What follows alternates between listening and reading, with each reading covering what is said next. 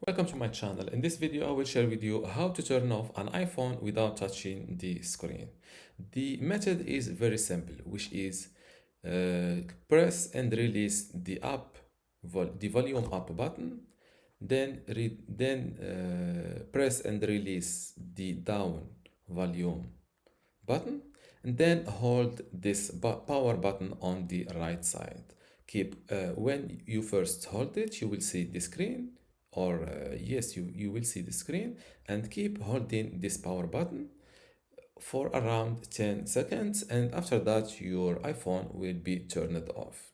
So to repeat the process, step 1, press and release the volume up button, then press and release the down volume button, and then keep holding or keep and hold pressing this power button.